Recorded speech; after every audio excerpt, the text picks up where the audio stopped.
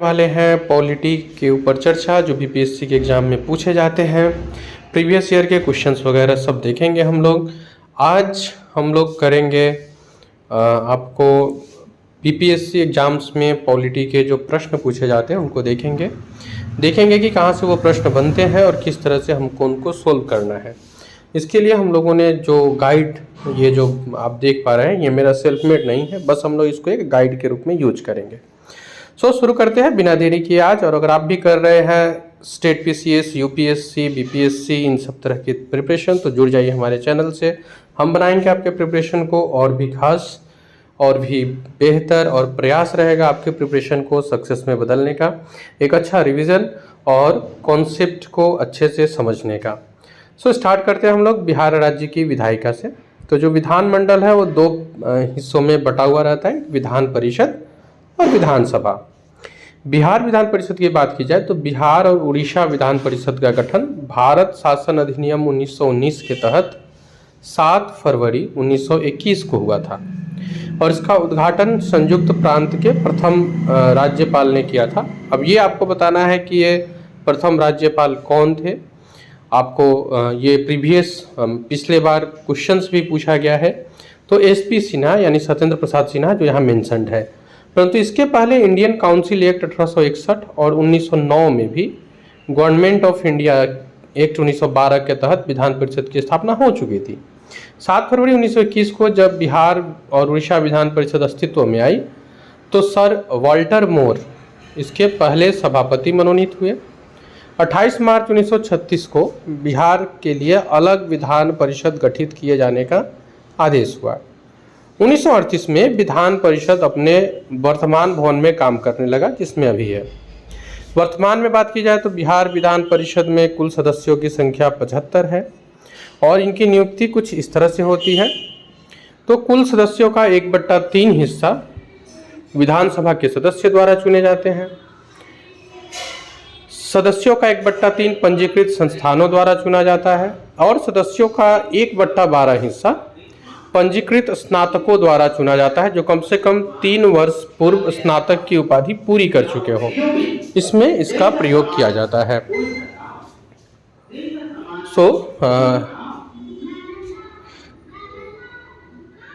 1/12 हिस्सा जो है पंजीकृत स्नातकों द्वारा चुना जाता है जिसमें कम से कम 3 वर्ष पहले स्नातक की उपाधि पूर्ण कर चुके लोग हों, ऐसे लोग रजिस्टर्ड होते हैं। सदस्यों का 1/12 शिक्षक प्रतिनिधियों द्वारा चुना जाता है जो कम से कम 3 वर्ष पढ़ाने का अनुभव रखते हों, और सदस्यों का शेष जो 1/6 भाग बचा ये राज्यपाल द्वारा मनोनीत किया जाता है जो आवश्यक रूप से विभिन्न क्षेत्रों में ख्याति प्राप्त हो, जैसे कि कला, साहित्य, विज्ञान, समाज सेवा या सहकारिता में इनको ख्याति प्राप्त हो, ऐसे लोगों को। बिहार विधान परिषद में सदस्य बनने के लिए योग्यताओं का पालन करना आवश्यक होता है, और वो योग्यता क्या है। तो बिहार विधान परिषद में अगर किसी को मेंबरशिप लेनी है, बिहार विधान परिषद में जो सदस्य बनेंगे इनके लिए पहला कंडीशन है कि बिहार के स्थायी निवासी होंगे, 30 वर्ष की आयु पूरी कर चुके होंगे और राज्य सरकार के अधीन किसी भी लाभ के पद पर नहीं होंगे तथा ये पागल और दिवालिया घोषित नहीं होंगे। बिहार विधान परिषद एक स्थायी सदन है, इसको याद रखिएगा। जैसे राज्यसभा भंग नहीं होता वैसे विधान परिषद भी भंग नहीं होता। हाँ, 1/3 सदस्य को प्रत्येक 2 वर्ष बाद प्रतिस्थापित करके उसके स्थान पर नए सदस्यों का चुनाव कर लिया जाता है। विधान परिषद की अध्यक्षता उपस्थित सदस्यों द्वारा निर्वाचित सभापति द्वारा करते हैं। वर्तमान में जो वर्तमान में बिहार विधान परिषद के कार्यकारी सभापति श्री अवधेश नारायण सिंह है, लेकिन आप एक बार गूगल कर लेंगे अपने एग्जाम के समय तो ज़्यादा बेहतर रहेगा। विधानसभा को निम्न सदन भी कहते हैं और इसमें सदस्यों की कुल संख्या 243 होती है। एक सदस्य जो एंग्लो इंडियन समुदाय का प्रतिनिधित्व करता है का मनोनयन राज्यपाल द्वारा किया जाता है। हालांकि नवंबर 2000 में बिहार राज्य पुनर्गठन अधिनियम 2000 के तहत एंग्लो इंडियन की जो सीट थी वो झारखंड के पास चली गई। निम्न सदन द्वारा ही राज्य के लिए आवश्यक कानून बनाने, बजट पारित करने, कार्यपालिका पर अंकुश लगाने हेतु निर्देशित करने का कार्य किया जाता है। यहाँ एक सूची है जिसमें बिहार विधानसभा के अध्यक्षों का पूरा विवरण दिया गया है। पहले श्री राम दयालु सिंह थे और यहाँ से लेकर अभी तक के वर्तमान में जो विजय कुमार सिन्हा जी हैं, यहाँ तक का पूरा यहाँ पे एक डिटेल्स दिया गया है। तो अगर पहला पूछे तो श्री राम दयालु सिंह जो 23 जुलाई 1937 से 11 नवंबर 1944 तक रहे, और अभी वर्तमान में श्री विजय कुमार सिन्हा जी हैं जो 25 नवंबर 2020 से अभी तक हैं। इनके पहले विजय कुमार चौधरी जी थे, ये भी याद रखिएगा। अब हालांकि हम लोगों ने अगर कंट्री लेवल पर भी जो मेंशन्ड किया जाता है विधानसभा विधान परिषद की जो कंडीशंस होती है, वो सारी कंडीशन यहाँ पे एप्लीकेबल होती है। इसके साथ साथ हम लोग इसमें बिहार के लिए जो पर्टिकुलरली बिहार से जुड़े हुए हैं उनके ऊपर हम लोग करेंगे चर्चा, और उन सब प्रश्नों को भी देखेंगे जो बिहार के बाहर से भी पूछे जाते हैं, जो हर साल पूछे गए हैं। अगर आपने मिस कर दिया है हमारे इस सीरीज को तो डिस्क्रिप्शन में लिंक है, आप वहाँ से उन सारी वीडियोस को देख लीजिए। बिहार में लोकसभा के लिए सीट 40 है, जबकि राज्यसभा के लिए 16 है। पहला आम चुनाव बिहार में 1952 में हुआ। विधानसभा का कार्यकाल यहाँ 5 वर्ष का होता है, विधानसभा न कि विधान परिषद। श्री विजय कुमार सिन्हा 16वीं बिहार विधानसभा के अध्यक्ष हैं, और सबसे कम दिन के लिए बिहार विधानसभा के अध्यक्ष रहे थे श्री मोहम्मद हिदायतुल्लाह खान जी। तो ये याद रखिएगा कि विजय कुमार सिन्हा जो अभी है वो 16वें हैं। राज्य कार्यपालिका की बात की जाए तो राज्य कार्यपालिका के लिए हम लोगों ने जो पॉलिटी के बेसिक्स में पढ़ा था, राज्यपाल, मुख्यमंत्री और मंत्री परिषद मिलकर काम करते हैं। राज्यपाल एज यूजुअल जैसे हर राज्य के लिए होता है वैसे हमारे यहाँ भी है। राज्यपाल की नियुक्ति राष्ट्रपति करते हैं, जो सामान्यतः राष्ट्रपति के प्रसाद पर्यंत पद पर बने रहते हैं। राज्यपाल जो है वो संवैधानिक प्रमुख भी होते हैं और सामान्यतः 5 वर्ष तक अपने पद पे बने रहते हैं। अच्छा, सामान्यतः का प्रयोग क्यों किया गया है? क्योंकि अगर ऐसा कुछ आपातकाल की स्थिति होती है तो उसमें इनके कार्यकाल को बढ़ाया जा सके, या बीच में अगर ये दोषी पाए जाते हैं या ऐसा कुछ होता है जो इनके योग्यता के विपरीत हो तो इन्हें हटाया जा सकता है।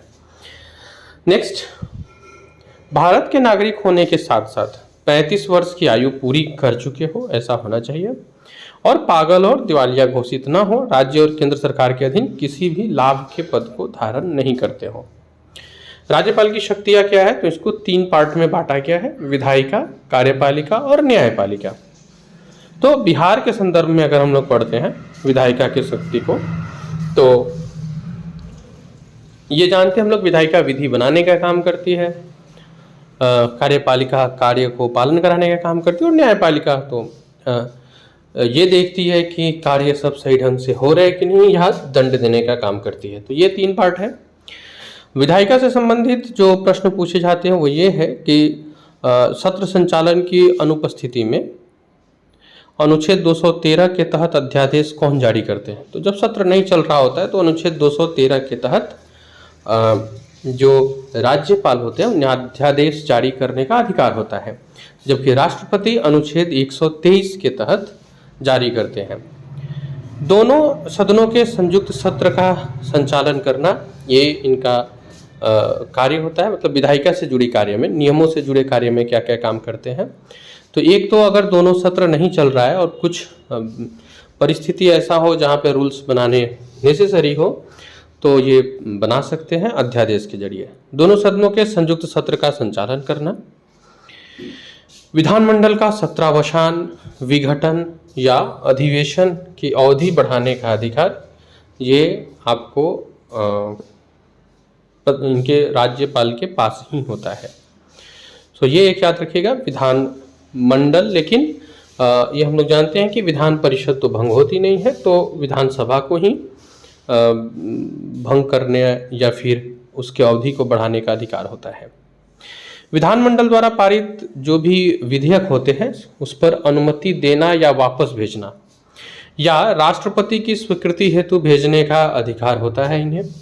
यहाँ जो साधारण लिखा गया है वो उसका अर्थ इस परिप्रेक्ष्य में है कि वो धन विधेयक नहीं हो।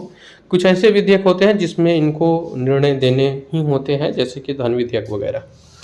विधानमंडल के सदस्यों की अयोग्यता संबंधी विवाद में अंतिम निर्णय प्रायः मुख्य चुनाव आयोग के परामर्श के आधार पर किया जाता है। मान लीजिए कि विधानमंडल के सदस्यों का अगर किसी तरह से अयोग्य होने का बात आता है तो इसके लिए चुनाव आयोग का परामर्श लिया जाता है। अब आते हैं राज्यपाल के कार्यपालिका से संबंधित कार्यों को देखते हैं। मुख्यमंत्री तथा मुख्यमंत्री के परामर्श से अन्य मंत्रियों की नियुक्ति करना, राज्य में प्रशासन संबंधी जितने भी कार्यवाही है इन निर्णयों, ये जो कार्यवाही किए जाएंगे और जिस नाम से निर्णय लिए जाएंगे वो राज्यपाल का नाम होगा। विधानसभा में एक सदस्य का मनोनयन एंग्लो इंडियन जब था तब का है ये, विधानसभा में अगर जरूरत पड़ता है तो उसकी नियुक्ति करना। इसके अलावा विधान परिषद के कुल सदस्यों में से 1/6 की नियुक्ति करना, बीपीएससी और राज्य निर्वाचन आयोग के अध्यक्ष की नियुक्ति के साथ साथ राज्य में महाअधिवक्ता की नियुक्ति करना। तो राज्यपाल इन लोगों को नियुक्त करते हैं जो कि कार्यपालिका से संबंधित है। अब देखते हैं न्यायपालिका से संबंधित कुछ जो इम्पोर्टेंट्स राज्यपाल के कार्य होते हैं वो। किसी व्यक्ति के दंड को कम करने, क्षमा दान देने, समाप्त करने इत्यादि की शक्ति। अभी इसमें करंट में एक चर्चा चल रही है समाप्त करने को लेकर, तो उससे आप अप टू डेट हो जाइएगा। जिला एवं सत्र न्यायालय के न्यायाधीशों की नियुक्ति तथा पदोन्नति करना और अनुच्छेद 217(1) के तहत उच्च न्यायालय में न्यायाधीशों की नियुक्ति हेतु राष्ट्रपति को परामर्श देना। ये स्वतंत्रता प्राप्ति के बाद से अभी तक बिहार के राज्यपाल है, जिसमें प्रश्न जनरली पूछा जाता है पहले कौन थे, तो ये जयराम दास दौलत राम थे और इनका कार्यकाल 15 अगस्त 1947 से 11 जनवरी 1948 तक का था। डॉक्टर जाकिर हुसैन ये पूछ लिए जाते हैं, ये 6 जुलाई 1957 से 62 तक रहे ये। इसके बाद में अंत में हम लोग आकर के देखते हैं कि वर्तमान में कौन है। तो वर्तमान में ये जो जब हुआ है, हालांकि आप इसको एक बार करके देख लीजिएगा, फागू चौहान है। आप अपने एग्जाम के समय एक बार इसको गूगल करके बिल्कुल मिला लीजिएगा कि अभी कौन है। नेक्स्ट स्मरणीय तथ्यों में आते हैं। बिहार के जो प्रथम राज्यपाल थे वो जयराम दास दौलत राम थे।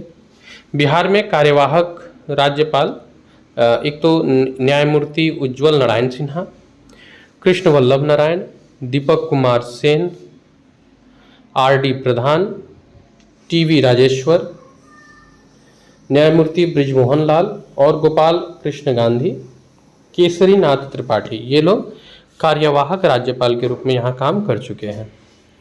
भारत शासन अधिनियम 1919 के तहत बिहार के पहले गवर्नर एस.पी. सिन्हा हुए, जो कि इस बार प्रश्न पूछा भी गया था। इनका पूरा नाम सत्येंद्र प्रसाद सिन्हा है।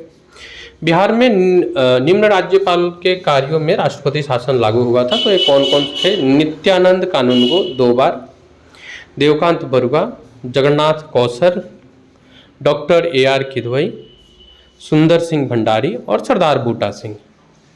तो ये वो लोग थे जिनके समय में भारत में राष्ट्रपति शासन बिहार में राष्ट्रपति शासन लागू हुआ था। इनके यहाँ पे आपको कार्यवाहक के और जब राष्ट्रपति शासन लागू हुए हैं उनके ईयर को यहाँ पे दर्शा दिया गया है, तो आप इसे भी एक बार देख सकते हैं। फिलहाल फ्रेंड, बीपीएससी के लिए बहुत इंपॉर्टेंट हम लोगों ने कुछ वीडियो की कड़ी चलाई है। अगर आप उसे मिस कर दिए हैं तो इस वीडियो के डिस्क्रिप्शन में मैंने प्लेलिस्ट का लिंक दे दिया है, आप वहां से जाकर के उन सारे वीडियो को जरूर से देख लीजिएगा। प्रत्येक रविवार को हम लोग मॉक टेस्ट और करंट अफेयर्स स्पेशल वीडियो को लेकर के आते हैं। इस समय कहा जाता है कि जितना ज़्यादा अब मॉक टेस्ट दे दिया जाए उतना बढ़िया होता है। तो अब मॉक टेस्ट की भी आप यहाँ पे जाकर के वीडियो के जरिए अपने प्रिपरेशन को चेक कर सकते हैं। एक और तरीका है, उसके ऊपर मैं बाद में बात करूँगा। फिलहाल आते हैं बिहार की मंत्रिपरिषद। तो भारत के संविधान में इसका उल्लेख जो है वो अनुच्छेद 163 के तहत है, जिसमें प्रत्येक राज्य के राज्यपाल के सहायता के लिए एक मंत्रिपरिषद का गठन होगा। अनुच्छेद 164 के तहत प्रत्येक राज्य में एक मंत्रिपरिषद का गठन किया गया है और मंत्रिपरिषद में सामान्यतः 3 प्रकार के मंत्री होते हैं। अब ये जो मंत्रिपरिषद बनता है इसमें 3 अलग अलग प्रकार के मंत्रियों के बारे में चर्चा मिलता है, जिसमें पहला होता है मंत्री स्तर के मंत्री, राज्य मंत्री और उप मंत्री। 91वां संविधान संशोधन 2003, ये बहुत इंपॉर्टेंट है, कि तहत प्रत्येक राज्य में मुख्यमंत्री सहित उस राज्य के विधानसभा के कुल सदस्य के 15% से अधिक सदस्यों की संख्या नहीं हो सकती। यानी मंत्री परिषद की जो संख्या होगी वो मैक्सिमम 15% ही होगी। तो हमारे यहाँ 243 है, अगर आप इसका 243 का 15% निकाल लेते हैं तो आपको पता चल जाएगा कि हम मैक्सिमम कितना मंत्री परिषद के सदस्य को रख सकते हैं। और ये याद रखिएगा कि किस संविधान संशोधन में आया, तो 91 और ईयर 2003। नेक्स्ट आगे आते हैं मंत्री परिषद के कार्य के ऊपर। अच्छा, इसके पहले एक और फैक्ट है, मंत्री के रूप में ऐसा सदस्य जो विधानमंडल के किसी भी सदन का सदस्य न हो, उसे 6 महीने के अंदर सदस्यता प्राप्त करना अनिवार्य होता है। ऐसा अगर वो नहीं करता है तो उसे मंत्री पद से इस्तीफा देना पड़ता है। ये मुख्यमंत्री के लिए भी एप्लीकेबल है। नेक्स्ट, मंत्रिपरिषद के कार्य। राज्य में व्यवस्था को उत्तम स्वरूप देते हुए विधायिका द्वारा निर्मित कानूनों को लागू करना, राज्य में सभी प्रकार के प्रशासनिक नियुक्तियों में राज्यपाल को परामर्श देना, केंद्र राज्य संबंध को यथास्वरूप प्रदान कर उचित मार्ग अपनाना, राज्य में टैक्स लगाना, उनका कलेक्शन करना और राज्य का बजट तैयार करना और उसका क्रियान्वयन करना, ये कार्य मंत्रिपरिषद के होते हैं। अब आते हैं हम लोग मुख्यमंत्री पे। मुख्यमंत्री में सामान्यतः राज्यपाल नियुक्ति करते हैं और ये विधानसभा में किसी भी दल के उस नेता को जिसे स्पष्ट बहुमत प्राप्त हो, राज्यपाल द्वारा मुख्यमंत्री के पद के लिए चुना जाता है। लेकिन कुछ विशेष परिस्थितियां होती है जब विधानसभा में किसी भी दल को अगर स्पष्ट बहुमत नहीं मिला है, तो ऐसे में राज्यपाल अपने विवेक के आधार पर किसी भी व्यक्ति को मुख्यमंत्री नियुक्त कर सकते हैं, बशर्ते वह व्यक्ति विधानमंडल के दोनों सदनों में से किसी एक का सदस्य होने की योग्यता पूरी करता हो तथा साथ ही उसमें 6 माह के अंतर्गत दोनों में से किसी एक सदन की सदस्यता प्राप्त करना आवश्यक हो जाता है। यानी एक तो वो जो जीत करके आएंगे उनको नियुक्त करते हैं। अगर ऐसा नहीं होता है तो कुछ विशेष परिस्थितियों में जब किसी को भी नहीं मिलता है तो वो दोनों सदनों में से किसी एक सदस्य को जो इसकी योग्यता को पूरी करता हो उसे यहाँ बना सकते हैं। इसके बाद 6 महीने के अंदर उसे विधानसभा हो या विधान परिषद हो, किसी एक के सदस्यता प्राप्त करना आवश्यक हो जाता है। अब देख लेते हैं मुख्यमंत्री के लिए योग्यता क्या होती है। तो भारत के नागरिक हो और साथ ही राज्य के मतदाता सूची में उनका नाम दर्ज हो, दिवालिया और पागल घोषित नहीं हुए हो और केंद्र और राज्य सरकार के अधीन लाभ के पद पर नहीं हो। इनका जो कार्यकाल होता है वो सामान्यतः 5 वर्ष होता है। इसके पहले मृत्यु, त्यागपत्र के द्वारा या विधानसभा भंग होने की परिस्थिति में ये इनका कार्यकाल समाप्त हो जाता है और आपातकाल के समय बढ़ भी जाता है। तो विशेष परिस्थितियों में इनका कोई निश्चित कार्यकाल नहीं होता। मुख्यमंत्री की शक्ति की बात की जाए तो शासन व्यवस्था को समुचित आधार प्रदान करने और इसके लिए राज्यपाल को परामर्श देने का कार्य करते हैं। मंत्रिपरिषद में मंत्रियों की नियुक्ति जो होती है इसके लिए वो राज्यपाल को सिफारिश करते हैं। विधानसभा में मंत्रिपरिषद की अध्यक्षता करते हैं तथा साथ ही साथ मंत्रियों के विभागों के बारे में भी विभागों में परिवर्तन भी करते हैं। इसके बाद राज्य कार्य हेतु अलग अलग तरह से ये अपने कार्य को संपन्न करते हैं। विधानसभा में अगर अल्पमत की स्थिति में है तो ऐसे में ये विधानसभा में अगर अल्पमत की स्थिति में हो, राज्य में राष्ट्रपति का शासन लागू हो या अविश्वास प्रस्ताव पारित हो गया हो, तो इस स्थिति में इन्हें अपना पद छोड़ना पड़ता है। ये है बिहार के मुख्यमंत्रियों की लिस्ट, जिसमें पहले डॉक्टर श्री कृष्ण सिंह थे। हालांकि उस समय प्रधानमंत्री कहा जाता था। स्वतंत्रता के बाद भी श्री कृष्ण सिंह रहे, 2 टर्म इनका रहा और फिर वर्तमान में नीतीश कुमार जी है। यहाँ तक हम लोग के लिए इम्पोर्टेंट हो जाता है। फ्रेंड्स, बैकग्राउंड में कुछ आवाज़ आ रही होती है, लेकिन बहुत कोशिश करके ही क्या मतलब बोलूँ मैं इसके बारे में, रियली सॉरी हूँ, लेकिन मुझे लगता है कि मेरा प्रयास जो समझाने का है वो आप समझ पा रहे हैं। तो इसको मैं ये मान के ही आगे बढ़ते रहूँगा कि आप चीज़ों को समझ पा रहे हैं। फिर भी अगर किसी चीज़ को समझने में दिक्कत होती है तो आप बेझिझक मुझे कॉल कर सकते हैं। डिस्क्रिप्शन में लिंक दिया गया है और वहाँ से आप मुझसे कॉल करके इस चीज़ों को क्लियर कर सकते हैं। इसके अलावा अगर आप बीपीएससी की प्रिपरेशन कर रहे हैं और आप इस बार एग्ज़ाम के लिए बैठ भी रहे हैं तो डिस्क्रिप्शन में जो लिंक दिया गया है यहाँ से आप एक ऐप है उसे डाउनलोड कर लीजिए। अपना ऐप है, डाउनलोड करने के बाद वहाँ आपको फ्री में 2 मॉक टेस्ट देने का मौका मिल जाएगा और उस मॉक टेस्ट का जो समराइजेशन है बहुत अच्छा किया गया है। एनालिसिस आपको बिल्कुल एक टॉर्च की तरह काम करेगा। फिलहाल हम लोग आगे बढ़ते हैं। बिहार में एकमात्र महिला मुख्यमंत्री राबड़ी देवी थी। इन्होंने 3 बार मुख्यमंत्री पद को सुशोभित किया। अभी तक 8 बार राष्ट्रपति शासन बिहार में लागू हो चुका है। नीतीश कुमार ऐसे मुख्यमंत्री है जो पहली बार मुख्यमंत्री पद पर मात्र 8 दिन तक कार्य किया। और इसके अलावा अगर सबसे कम पूछे तो सतीश प्रसाद सिन्हा जी आते हैं जिन्होंने मात्र 4 दिन किया था। वर्तमान में बिहार के मुख्यमंत्री नीतीश कुमार जी हैं और ये 7वीं बार मुख्यमंत्री के पद पर आसीन हुए हैं। व्यक्तिगत स्तर पर देखा जाए तो नीतीश कुमार 24वें मुख्यमंत्री हैं, जबकि मुख्यमंत्री के क्रम में इनका क्रमांक 38वां है। तो अब हम लोग इससे आगे बढ़ते हैं, आते हैं अपने अगले पे। बिहार की न्यायपालिका को लेकर के अब हम लोग चर्चा करेंगे।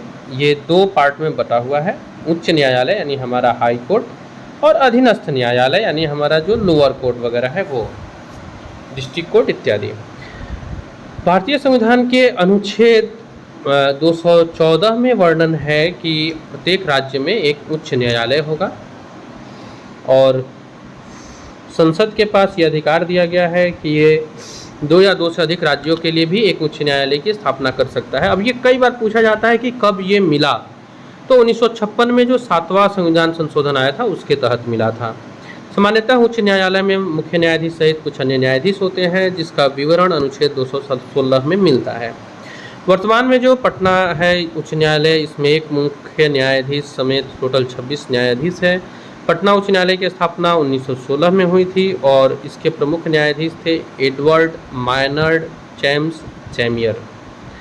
उच्च न्यायालय में न्यायाधीश की नियुक्ति हेतु क्या योग्यता होनी चाहिए, तो ये बताया गया है कि भारत के नागरिक हो, किसी राज्य के उच्च न्यायालय में कम से कम 10 वर्ष तक अधिवक्ता रहे हो और वैसा कोई व्यक्ति जो राष्ट्रपति की नज़रों में विधि का ज्ञाता हो, साथ ही साथ जो किसी ट्रिब्यूनल या केंद्रीय अथवा राज्य सरकार के अधीन किसी भी न्यायिक पद पर कम से कम 10 वर्ष तक कार्यरत रहा हो। सामान्यतः उच्च न्यायालय के जो न्यायाधीश होते हैं वो अपने पद पर 62 वर्ष की उम्र तक रहते हैं, लेकिन इसके पहले त्यागपत्र, असमर्थता, कदाचार का आरोप तय होने पर ये इस सीमा से पहले भी निष्कासित किए जा सकते हैं जिसको हम लोग महाभियोग के बारे में भी पढ़ेंगे आगे हम लोग। प्रारंभिक अधिकारिता वाला क्षेत्र जो उच्च न्यायालय का है वो 225 अनुच्छेद में इसका वर्णन है। इसके तहत किसी व्यक्ति के व्यक्तिगत अथवा सार्वजनिक मौलिक अधिकार दोनों ही परिस्थिति में,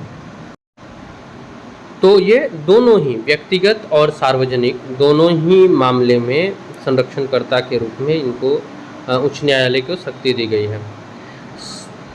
उच्च न्यायालय इसके लिए रीट जारी करती है जो कि 5 प्रकार की होती है, ये आप पढ़े होंगे। बंदी प्रत्यक्षीकरण, उत्प्रेषण, अधिकार परीक्षा, परमादेश और प्रतिषेध।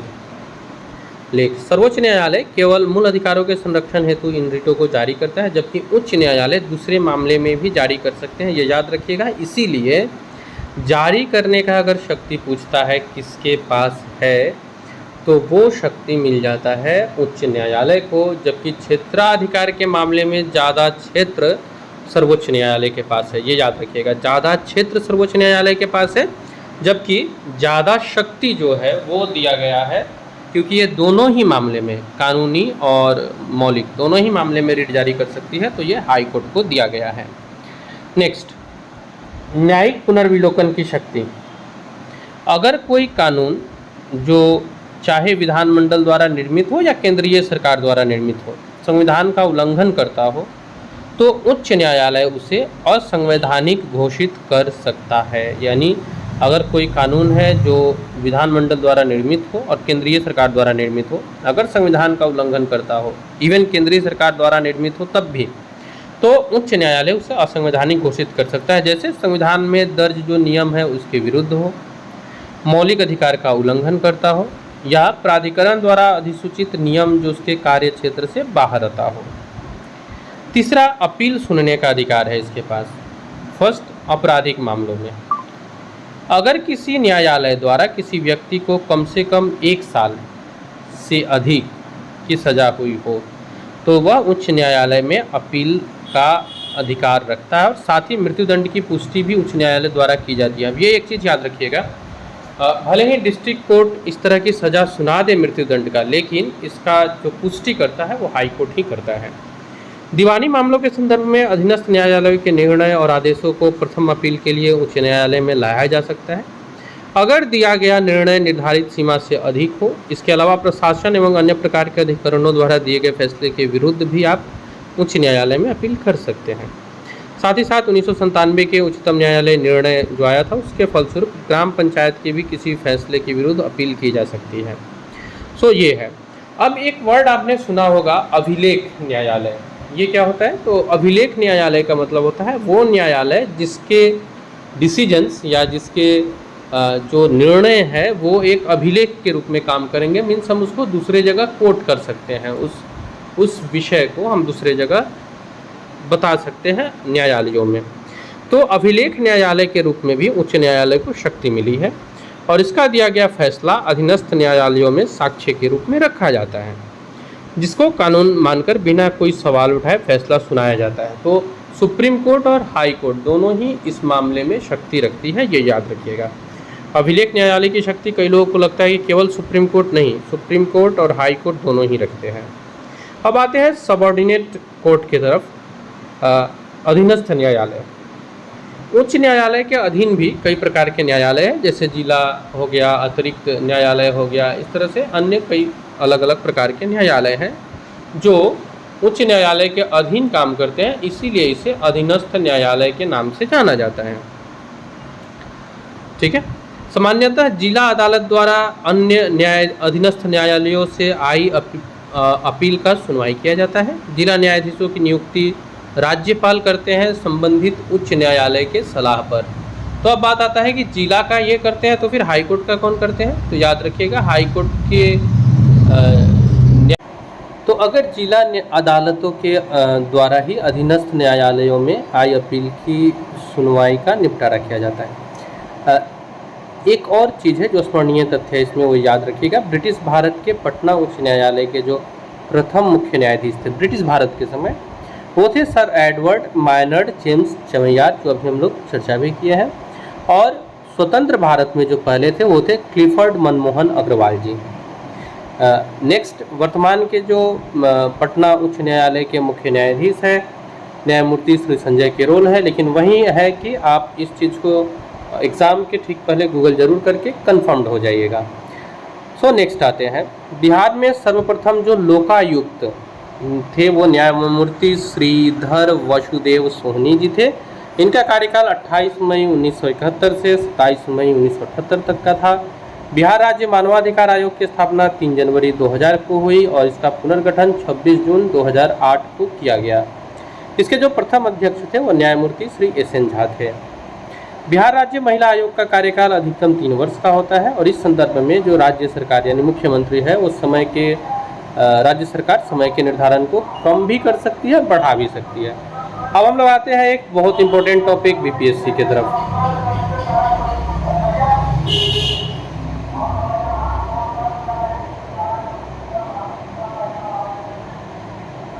तो अब शुरू करते हैं बिहार लोक सेवा आयोग से। स्थापना हुई इसकी 1 अप्रैल 1949 को। सदस्यों का जो कार्यकाल होता है वो 6 वर्ष या 62 वर्ष, जो भी पहले हो। इसके जो प्रथम अध्यक्ष थे वो राजधारी सिन्हा थे। वर्तमान में यहाँ ये मिसप्रिंटेड है, आर के महाजन नहीं होंगे। वर्तमान में अतुल प्रसाद जी हैं, ये आपको कर लेना है। और मैंने ऐसे जितने भी फैक्ट्स बताई है ना, उन सारे फैक्ट्स को आप एग्जाम के पहले गूगल जरूर कर लीजिएगा कि वर्तमान में उस पोस्ट पर कौन है।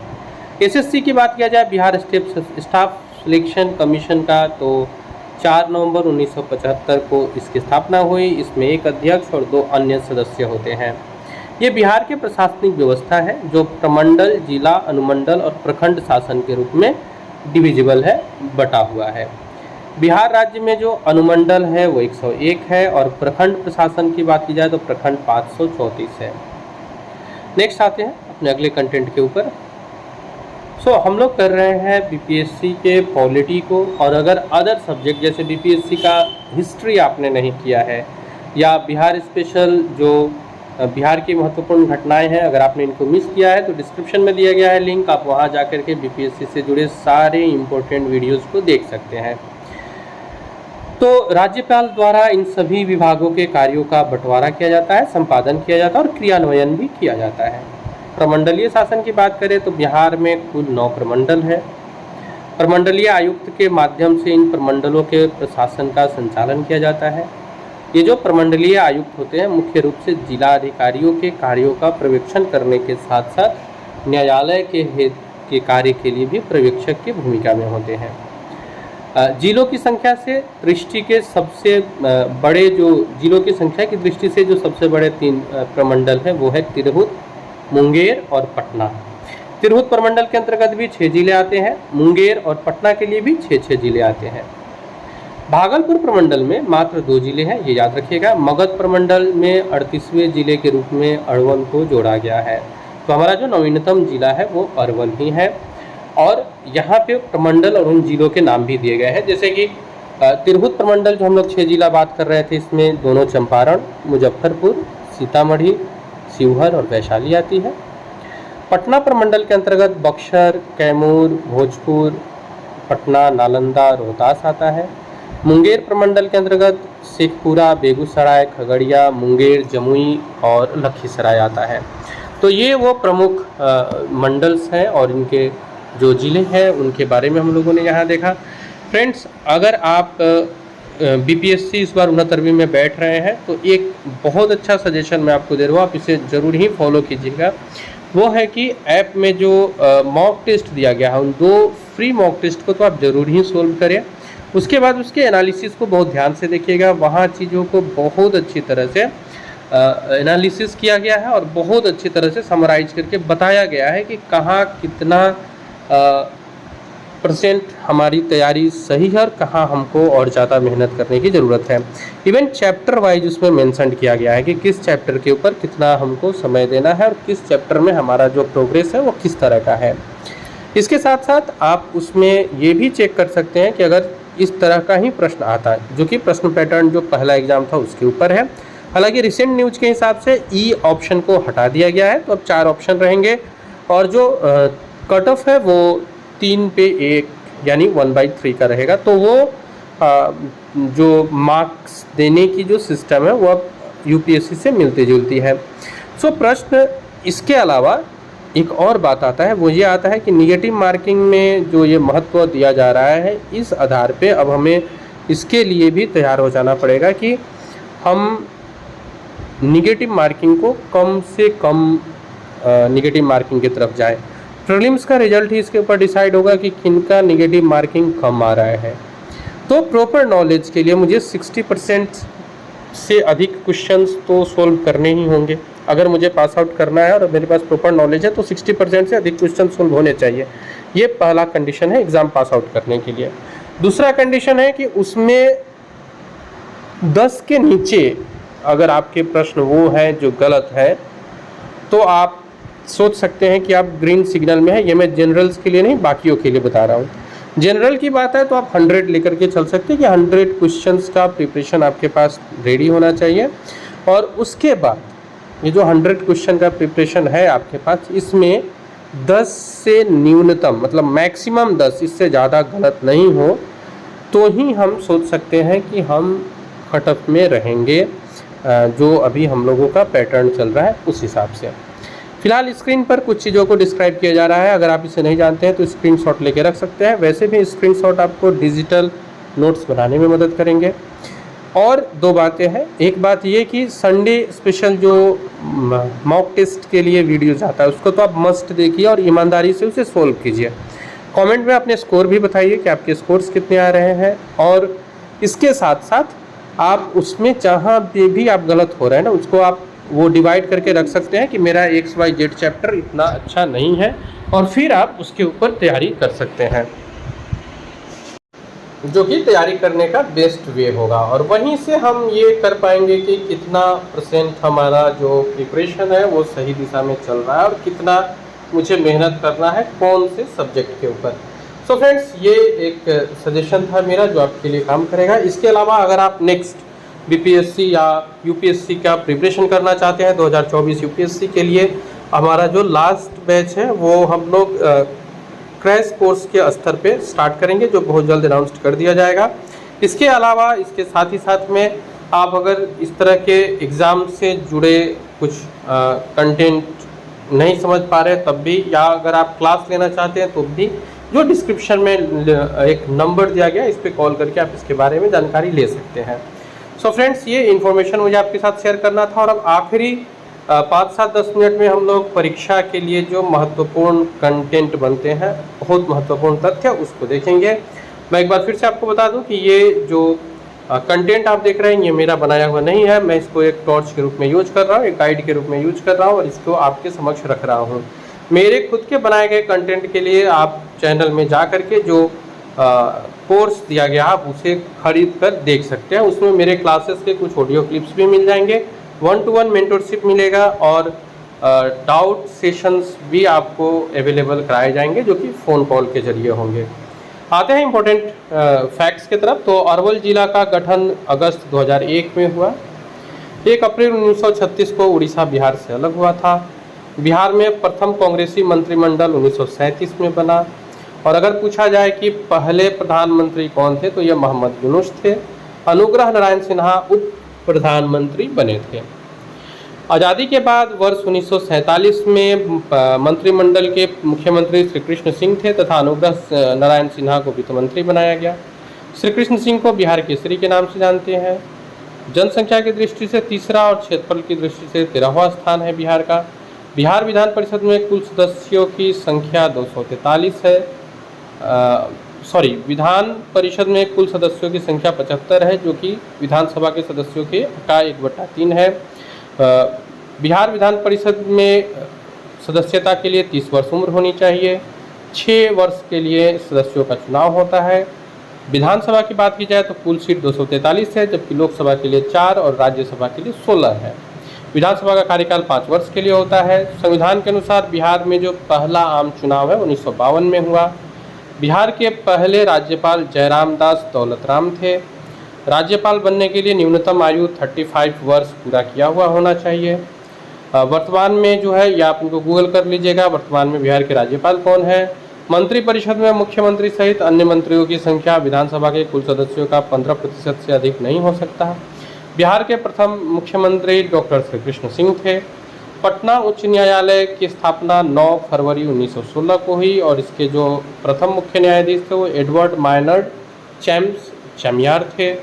पटना उच्च न्यायालय में वर्तमान में मुख्य न्यायाधीश यहाँ संजय करोल है, आप एक बार गूगल कर लीजिएगा अपने एग्जाम के समय।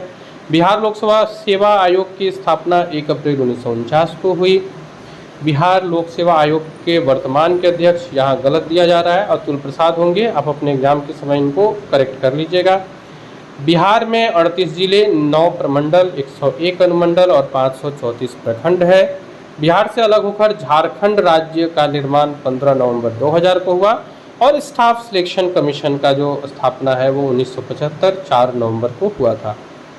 अब हम लोग प्रैक्टिस के लिए कुछ क्वेश्चंस देख लेते हैं जो प्रीवियस ईयर के क्वेश्चन है।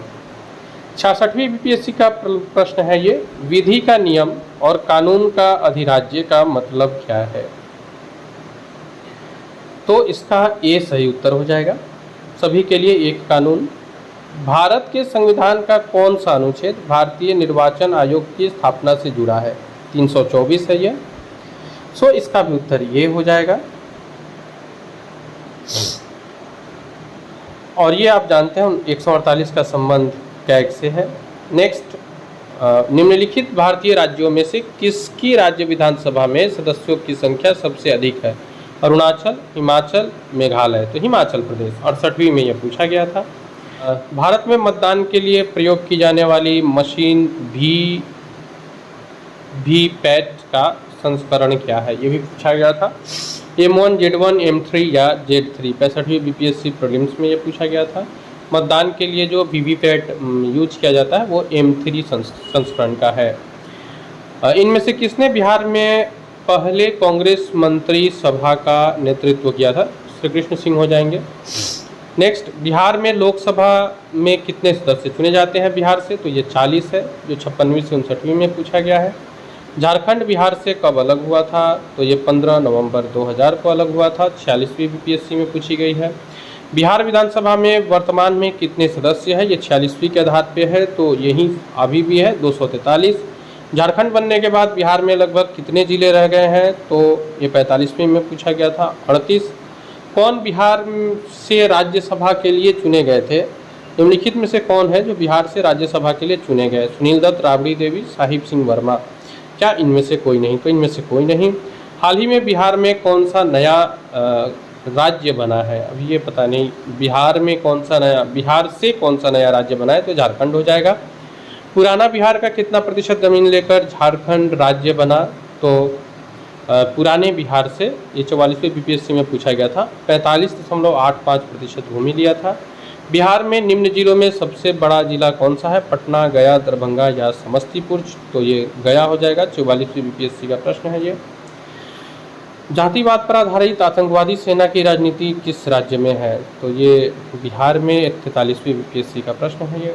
बिहार कर्मचारी चयन आयोग की स्थापना कब हुई? 1975 नवंबर में हुई थी। 41वीं बीपीएससी का है ये प्रश्न। पटना उच्च न्यायालय की स्थापना कब हुई? तो ये भी 1916 में हुआ था। ये इसका सही उत्तर हो जाएगा। भारत की स्वतंत्रता के बाद बिहार के पहले राज्यपाल कौन थे? तो ये जयराम दास दौलतराम जी थे, जो कि डी सही उत्तर होगा। बिहार के मुख्यमंत्री निम्नलिखित में से कौन नहीं रहे हैं? रामविलास पासवान, राबड़ी देवी, नीतीश कुमार, कर्पूरी ठाकुर। तो रामविलास पासवान नहीं रहे हैं। बिहार से उड़ीसा कब अलग हुआ था? 1 अप्रैल 1936, 2 अप्रैल 1936, 4 अप्रैल या 1 मई? तो सही उत्तर होगा 1 अप्रैल 1936 को। बिहार में विधानसभा एवं विधान परिषद की सीटें कितनी कितनी हैं? 75 और 243, यानी सी सही होगा। बिहार में प्रमंडल एवं अनुमंडलों की कितनी संख्या है? तो ये आपको बताना है, प्रमंडल कितने, अनुमंडल कितने, अभी हम लोग ऊपर चर्चा किए थे। प्रैक्टिस क्वेश्चन के रूप में है ये, तो इसमें से कोई भी सही उत्तर नहीं है। ये आपको 9 और 101 होगा, जो अभी हम लोगों ने पढ़ा था। बिहार लोक सेवा आयोग के पहले अध्यक्ष कौन थे? रामधारी सिन्हा, बलबीर सिंह भंडारी, आलोक सिंह या न्यायमूर्ति राजेंद्र मेनन? तो ये इसका सही ऑप्शन होगा, रामधारी सिन्हा। बिहार का स्थान भारत में जनसंख्या एवं क्षेत्रफल की दृष्टि से क्या है? तो तीसरा और 13वां। नेक्स्ट, प्रश्न संख्या 30, बिहार में सबसे अधिक और सबसे कम लिंगानुपात वाला जिला कौन सा है? तो सबसे अधिक गोपालगंज है और सबसे कम मुंगेर है। नेक्स्ट 31 पे आते हैं। अरवल जिले का गठन कब हुआ और यह किस प्रमंडल में आता है? तो ये 2000 में गठित हुआ था, और ये 2001 मगध, 2000 पटना, 1999 भागलपुर, 1998 तिरहुत। ये ऑप्शन है। गठन हुआ था 2001 में और मगध में है ये। और अंतिम क्वेश्चन, भोला पासवान शास्त्री बिहार के मुख्यमंत्री रहे हैं कितनी बार? 1, 2, 3 या 4 बार? तो सही उत्तर है 3 बार। सो फ्रेंड्स, ये थे बिहार के राज्य व्यवस्था से जुड़े इंपॉर्टेंट कंटेंट जो हम लोगों ने चर्चा किया। फिर ऐसे ही इंपॉर्टेंट वीडियो के साथ मिलूंगा। आप जुड़े रहिए हमारे साथ और करते रहिए अपने प्रिपरेशन को सेलिब्रेट। आज के लिए इतना ही। Thank you.